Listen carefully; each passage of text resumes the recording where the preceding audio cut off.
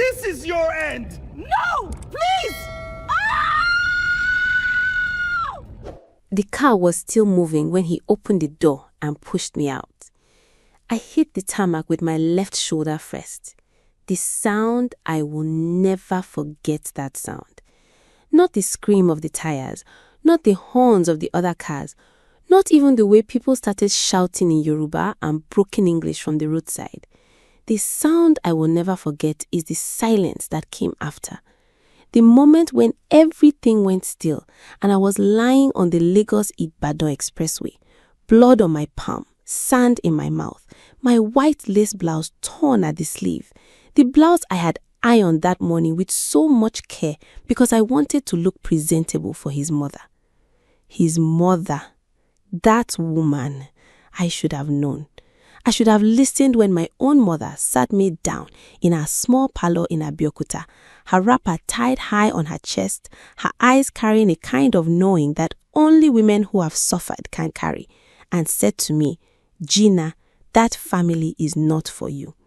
But I was 26, I was in love, and I was 3 months pregnant. My name is Gina Mensah, and this is the story of how I lost everything in one afternoon, and how God, in His own time, gave it all back with interest. Let me take you back to where it started. Not the expressway, not the car. It started 6 months earlier, on the day I walked into the Harrington family compound for the first time and felt in my chest not excitement, not joy, but a quiet, cold warning that I was too foolish to obey. Barry Harrington was the kind of man that made a poor girl forget her sense. He was tall in the way that makes a room feel smaller when he walks in. He had that deep voice, that calm confidence, and those hands, big, steady hands that held mine like I was something precious, like I mattered. I grew up in a 2-bedroom apartment in Accra with my mother, my younger brother Kofi, and a ceiling fan that only worked on its lowest speed. We were not poor in the way that people starve. We were poor in the way that you learn to be grateful for just enough. I went to a government school. I sold chin-chin on weekends to pay for my own lesson notes. I knew what it meant to want things and swallow that wanting quietly, because wanting loudly changes nothing when there is no money. So when Barry Harrington found me, really found me, looked at me like I was worth finding, something in me that had been folded up for a long time began to open. He came into the shop where I worked, a small fabric boutique on the high street. He was buying material for his sister's birthday. He asked my opinion. I gave it honestly. He laughed. He came back the next day. And the day after that. Within 3 months, he was calling me his woman. Within 5 months, he was talking about marriage. I was happy. Lord help me, I was so happy. I did not yet know about Sophia. Sophia Harrington did not like me from the first second her eyes landed on my face. I remember the day clearly. Barry had driven me to their family home in the estate. Big compound, black gate, 2 cars in the driveway, a house that announced money without shouting it. I wore my best dress, a deep green wrap dress that my friend Rita said made me look elegant. I had rehearsed what to say. I had prayed that morning. I was ready. I was not ready. Sophia opened the door before Barry even knocked. She stood there in a cream bubu, gold earrings, reading glasses pushed up on her head, and she looked at me the way a woman looks at a market stall that is selling something she did not come to buy. "So, this is her," she said. Not hello, not welcome, just "so, this is her." Barry smiled, squeezed my hand. "Mom, this is Gina. I told you about her." "You told me many things," Sophia said, and stepped aside to let us in. The parlor was cold from the air conditioning and decorated with the kind of furniture that is meant to impress visitors. Framed family photos on the wall, a large portrait of Barry's late father in full traditional attire. Everything in that house said, "We are somebody." And everything about the way Sophia looked at me said, "And you are not." We sat. She brought out a tray of drinks that a house girl carried in, and she sat across from me, legs crossed, eyes steady, and began what I can only describe as an interview disguised as conversation. Where did you say your father works? He passed away, ma, when I was 12. A pause. And your mother? She sells provisions in Medina Market. Another pause, longer this time, the kind of pause that is doing a lot of work. And you, what do you do again? I work at a fabric boutique, ma, but I'm also studying part-time for my degree in fabric boutique, she smiled, but her eyes did not. How lovely. I felt Barry's hand tighten on my knee under the table, a warning or maybe an apology. I was not sure which. That visit lasted 1 hour.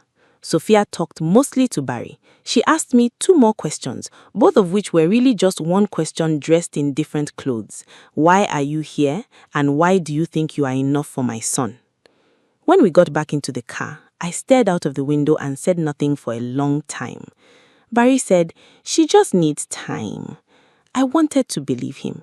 But Sophia Harrington was not a woman who needed time. She was a woman who had already decided. And women like that, women with money and a cold kind of pride, do not change their minds. They simply wait for the right moment to act. 3 months later, I discovered I was pregnant. I told Barry on a Tuesday evening, sitting on the edge of his bed, my hands shaking as I held the test. He stared at it. He was quiet for too long. Then he said, we'll figure it out. Not, I'm happy, not, this is good news, just, we'll figure it out. Like I was a problem, like the baby growing inside me was an equation he had not budgeted for. I told myself it was shock. I told myself he needed time. What I did not know, what I had no way of knowing, was that the same afternoon I found out about the pregnancy, Barry was sitting in his mother's parlor and Sophia was sliding a photograph across the coffee table toward him, a photograph of a woman. Her name was Dora. Her father owned 3 filling stations and a logistics company. She had studied abroad. She wore her hair natural and her smile like a trophy. And according to Sophia Harrington, she was everything I was not. I found all of this out later, much later. First, I had to survive the road. If you have ever loved someone and caught them lying to your face, you know the exact feeling I am talking about. It is not anger, not at first. It is something quieter and more devastating than anger. It is the moment your body understands something that your heart has not yet accepted. Like a light switching off in a room you thought was safe. I started noticing the signs in small ways. Barry began coming home late and offering explanations before I even asked for them. That is always how you know, when someone starts explaining things you haven't yet questioned. He started taking calls in the bathroom. He started being extra kind to me in a way that felt like guilt wearing a good shirt. I asked him once, directly, is there someone else? He looked me in the eye. He took my hand. He said, Gina, how can you ask me that? You are carrying my child. I believed him. God forgive me, I believed him. It was my friend Rita who told me the truth. Rita, who worked at a salon near the estate, who heard things because women in salons always hear things. She called me on a Thursday afternoon, her voice low and careful. Gina, I don't want to be the one to tell you this, but you are my person, so I have to. She told me about Dora. She told me that Sophia had been organizing meetings between Barry and Dora for weeks. She told me that there was already talk in certain circles about a wedding, not my wedding, Dora's wedding, to my Barry, to the father of the child in my womb. I sat on the kitchen floor after that call, just sat there. The tiles were cold under me. The tap was dripping. Somewhere outside, a car alarm was going off and nobody was dealing with it. And I sat there and I felt my whole world rearrange itself into something I did not recognize. By the time Barry came home that evening, I had cried myself dry. There were no more tears, just a terrible glassy calm. I asked him again. I told him what I knew. He did not deny it this time. What he said instead was worse than any lie. He sat down across from me, rubbed his face with both hands, and said, "Gina, you have to understand my position." My position. As if I was a business negotiation, as if the baby inside me was a line item on a budget sheet. "My mother," he started. "Your mother," I repeated. "She's not going to accept this. You and I both know that. Dora's family and ours have been connected for years. This was always—" "Say it," I said. My voice was very quiet. "Say what you are trying to say, Barry. Don't dress it up. Just say it." He could not look at me. "Was I ever real to you, or was I just something to do while you waited for the real plan?" He said nothing, and his silence was the loudest answer I had ever received in my life. I stood up. I told him I was going to my mother. I picked up my bag. He stood up too, suddenly, and said, "We need to talk about this properly. Get in the car. I'll drive you and we can talk on the way." I should not have gotten in that car. I should have walked out of that gate and never looked back. But I was tired. I was broken. I was 3 months pregnant, and the father of my child was sitting there asking me to just talk. And some stupid, faithful, hopeful part of me still thought that talking could fix this. So I got in the car. And that is how I ended up on the Lagos-Ibadan Expressway, bleeding on the tarmac, watching his tail lights disappear into the traffic. If this story is already hitting you somewhere deep, stay with me, because what happens next changed everything. Subscribe so you don't miss the rest. This story is just getting started. Let me tell you what nobody tells you about surviving something like that. They always talk about the miracle, the fact that you lived, the fact that the car swerved, that you did not die, that God was watching. And yes, God was watching. But nobody tells you about the part after the miracle. The part where you are lying in a hospital bed in a gown that is not yours, and the nurse is cleaning gravel out of your palm, and you are not crying because you have already cried everything out, and what is left is something that does not even have a name. A woman named Mrs. Ajay found me on the road. She was a retired headmistress, 58 years old, driving a modest Toyota that she had owned for 11 years. She told me later that she almost did not stop, that she nearly convinced herself it was not her business, but something made her stop. She said, "I felt like someone told me to." She pulled over, she came to me, she said, oh my God, not in a dramatic way, but in a way of a woman who is already doing what needs to be done while the words are still coming out of her mouth. She got me up, she got me to her car, she drove me to the nearest hospital. The doctors confirmed that I was bruised, that my shoulder was sprained, that there were lacerations on my palms and left knee. They also confirmed after examination that the baby was still there, still holding on, still alive. I cried when they told me that, not out of happiness alone, though I was grateful down to my bones.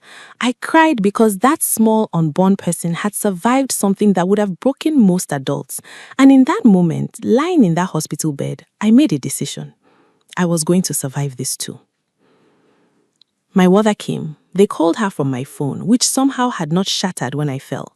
She walked into that ward, and when she saw me, bandaged, swollen-faced, lying under a hospital sheet, she did not say, "I told you so." She is not that kind of woman. She just sat beside me, took my unbandaged hand in both of hers, and held it. She held it the way you hold something you almost lost. She stayed the whole night. In the morning, she asked me only one question. "What do you want to do?" I told her I wanted to disappear for a while. I wanted to go somewhere Barry could not find me, somewhere Sophia could not reach me, and I wanted to have my baby in peace and figure out what came next. My mother nodded. She knew people in Kumasi. Her cousin had a small house. There was a clinic nearby. It was quiet. It was safe. "Then that is where we go," she said. We left 3 days later. I did not tell Barry. I did not tell his family. I blocked every number connected to the Harrington household, and I left Lagos like a woman who was done with a chapter. Not defeated, but done. There is a difference between those two things. Defeat is when they break you. Done is when you decide that this particular war is not worth your blood anymore, and you walk away to fight a different one that is actually worth winning. What I did not know What I could not have known as I sat in that bus to Kumasi with my mother's hand in mine and my unborn child moving for the first time, a tiny flutter like a question mark in my belly, was that while I was disappearing, the Harrington world was beginning to crack from the inside. Sophia Harrington, the woman who looked at me like I was nothing, was about to find out that the thing she had protected so carefully, her reputation, her son, her perfect family image, was already rotting underneath her, and the rot had a name. The rot was Barry. 7 months later, I gave birth to a boy. I named him Samuel. It means God has had. I chose it because during those long months in Kumasi, when the nights were hard and the loneliness was a physical weight on my chest, I prayed with the kind of desperation that strips away all the nice language and leaves you with just the raw, honest truth of what you need. And I felt, in a way I cannot fully explain, that I was being heard. Samuel came into the world at 4:47 in the morning, screaming like he had opinions already, with a full head of dark hair and his father's jawline, which I decided I was going to forgive him for. He was perfect. He was mine. And the moment they placed him on my chest, something in me that had been broken since that road, since even before that road, began quietly to repair itself. I found a small job in Kumasi. I used the time to finish my degree online. My mother visited every month. Mrs. Ajay, the woman who had found me on the road, became something close to a second mother. She drove 4 hours to see Samuel when he was born. She brought him a blue blanket and a card that said, "Welcome to a world that is better because you are in it." I kept that card. Back in Lagos, things were falling apart for the Harringtons in the way that things fall apart when they are built on dishonesty. Slowly at first, and then all at once. It was Rita who kept me informed because Rita cannot help herself, and I love her for it. First, Dora's family had pulled out of the proposed marriage arrangement. Word was that Dora herself had called it off after finding out about me, not because she was heartbroken over Barry, but because she was a woman of self-respect and she refused to begin a marriage built on the erasure of another woman and a child. When her father confirmed what Barry had done, that there was a pregnant woman he had abandoned on the roadside, literally thrown out of a moving vehicle, Dora's father told Barry that his family wanted nothing further to do with them.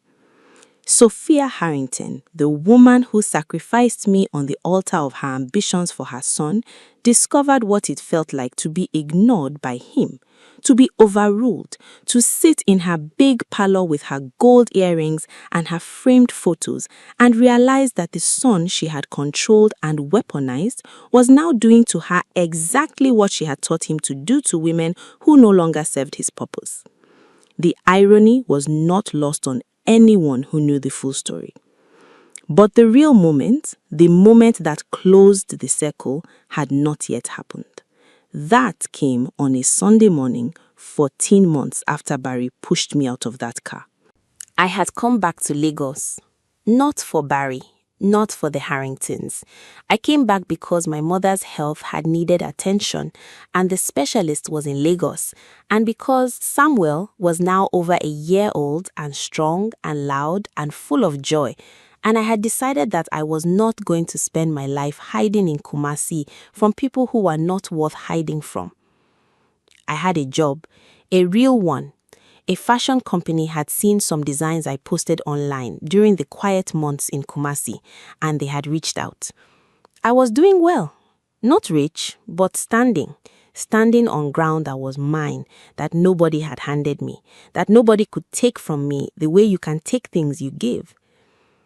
I was in church that Sunday, my mother's church in Accra. She had wanted us to attend service together, and I had driven up for the weekend. It was a big congregation, the kind where you do not always notice everyone around you. I noticed Sophia Harrington. She was sitting 3 rows ahead of me, same gold earrings, same stiff back. But something was different. She was thinner. Her face had the look of a woman who had been arguing with something inside herself for a long time and was losing. She had not seen me. The sermon that morning was about sowing and reaping, the kind of sermon that makes some people shift in their seats. The pastor, a plain-spoken man who had never met a difficult truth he was afraid of, said, "Some of us have sown cruelty and wrapped it in the name of standards. We have destroyed people and called it protecting our family. And we are sitting here today wondering why the harvest is painful. But you cannot sow thorns and expect to gather roses." I watched Sophia's back go rigid.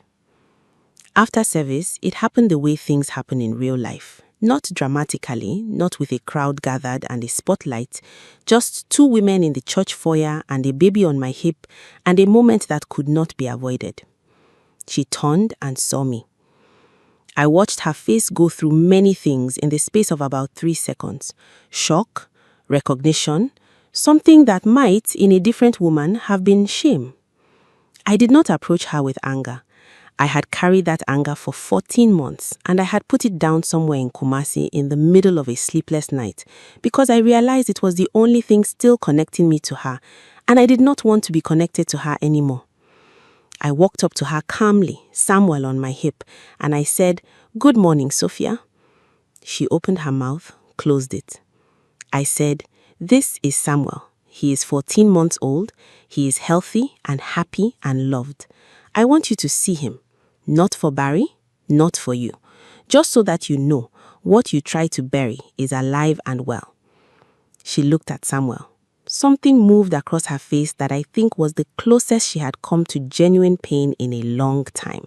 Because Samuel, God forgive him for it, had Barry's jaw, Barry's eyes, and the unmistakable stamp of the Harrington bloodline in his face. There was no denying what she was looking at. Her lips pressed together. Her eyes went bright with something she was clearly fighting. And then, this is the part I did not expect, she said, very quietly, "I'm sorry." Just that. No explanation, no justification, no, "but you must understand my position." Just the two smallest, most expensive words a proud woman like Sophia Harrington had probably ever spent. I looked at her for a long moment, and I said, "I forgive you. Not for your sake, for mine." Then I turned and walked out into the Sunday morning, into the sunlight, with my son on my hip and my mother beside me, and my feet steady on the ground. Behind me, I heard Sophia Harrington begin to cry, right there in the foyer, in her gold earrings, in front of whoever was watching. The kind of crying that is not embarrassment, but reckoning.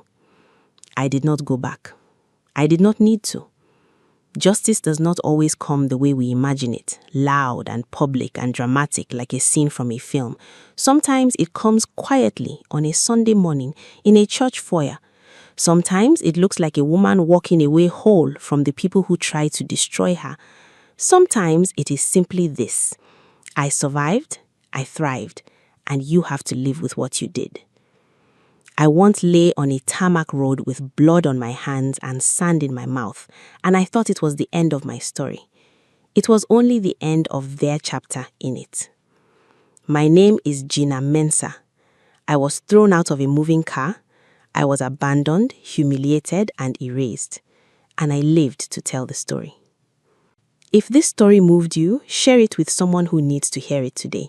And subscribe. We share new stories every week.